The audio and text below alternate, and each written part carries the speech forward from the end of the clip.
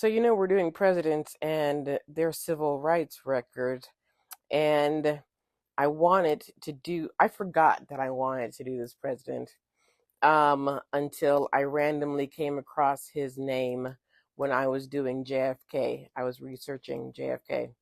Randomly came across this president's name, and I said, "That's right. I'm mad at you, and I want to talk about you." And I'm talking about Richard Nixon. Yeah. And and I was researching him, and I was surprised. Sometimes I was surprised. A lot of times I was not. Um, this is a man who gave us dog whistles like Law and Order.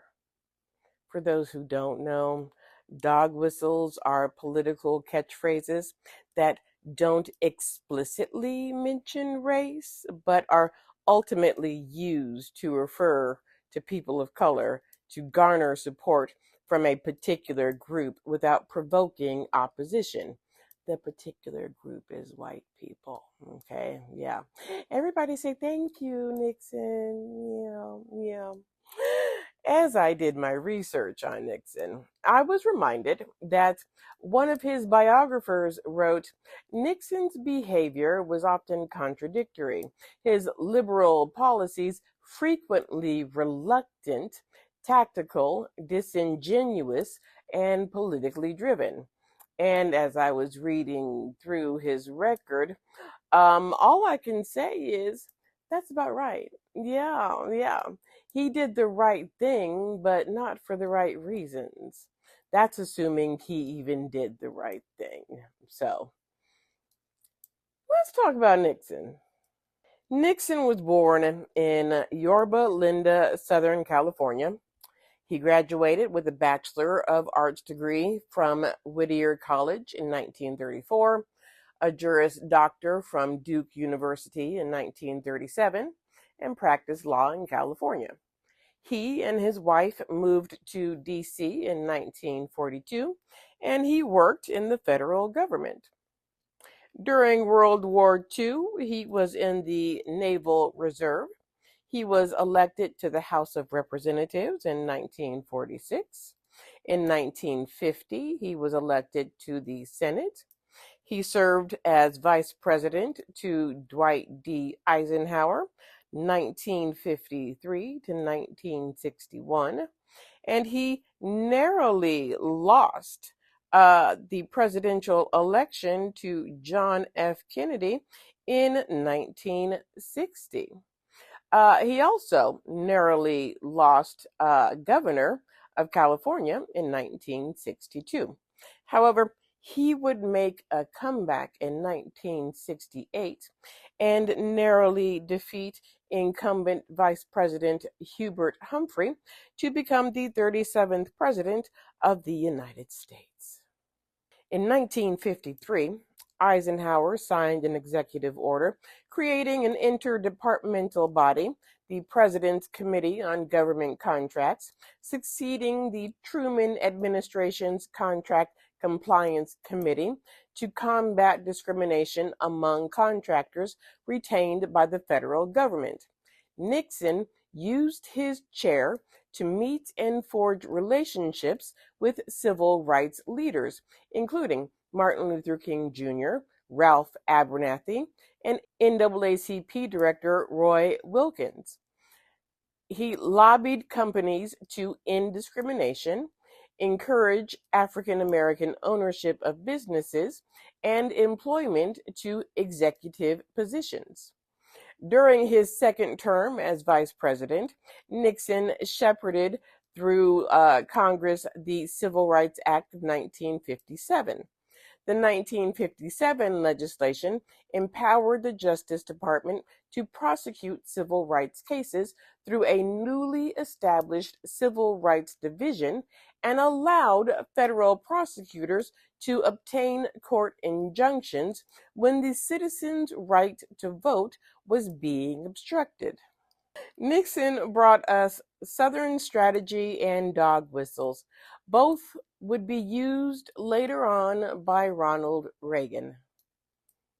You can, yeah, you can thank Nixon for that, yeah. Now, the Southern strategy was a Republican Party electoral strategy to increase political support among white voters in the South by appealing to racism against blacks. Mm-hmm. Yeah. And we already defined dog whistles, right?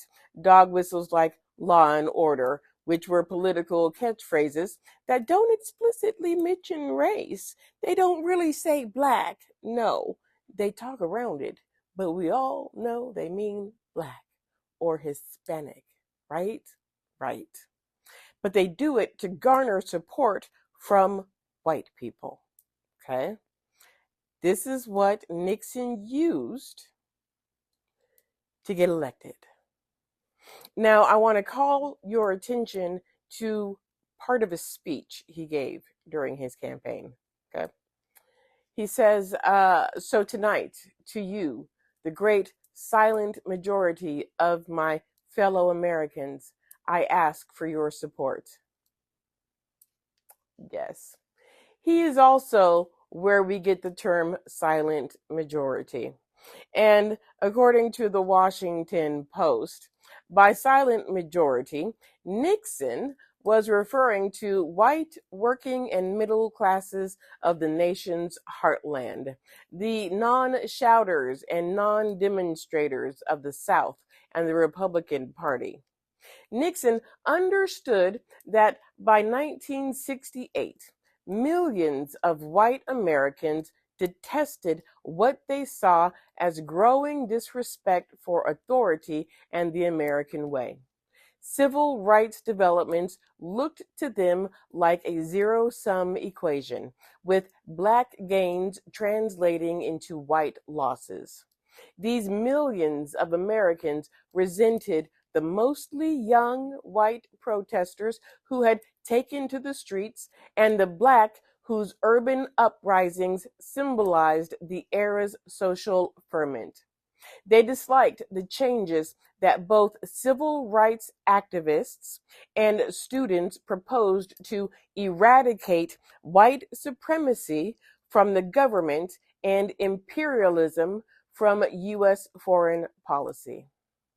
When Nixon promised law and order, he sent a message that he would stop these changes by silencing activists on college campuses and keeping America's cities from burning.